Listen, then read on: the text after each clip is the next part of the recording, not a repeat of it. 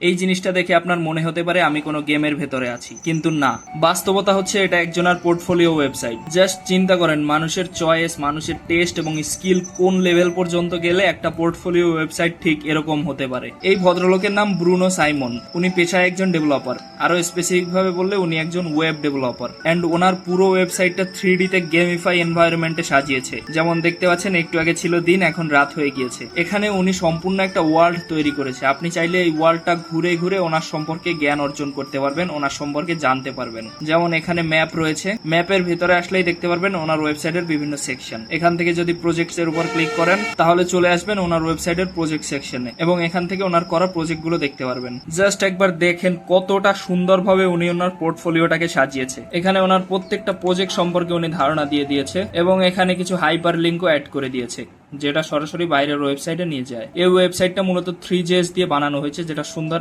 অ্যানিমেশনের জন্য বিখ্যাত। পুরো ওয়ার্ল্ডটা ঘুরে ঘুরে দেখলেই বুঝতে পারবেন মানুষের ক্রিয়েটিভিটি কত দূর পর্যন্ত যেতে পারে। এক কথায় উনি টোটাল একটা শহর বানিয়েছে, যেই শহরের বিভিন্ন জায়গায় ওনার বিভিন্ন প্রজেক্ট, ওনার বিভিন্ন স্কিলস, অর্থাৎ একটা পোর্টফোলিওতে যা থাকে সবগুলো রিপ্রেজেন্ট করেছে। ওয়েবসাইটটা অ্যাক্সেস করতে চাইলে চলে যাবেন brunosimon.com এ এবং পেয়ে যাবেন এই সুন্দর এনভায়রনমেন্টটা। ভিডিও ভালো লাগলে শেয়ার করতে পারেন, আর সায়েন্স টেক ভালোবাসলে ফলো করতে পারেন।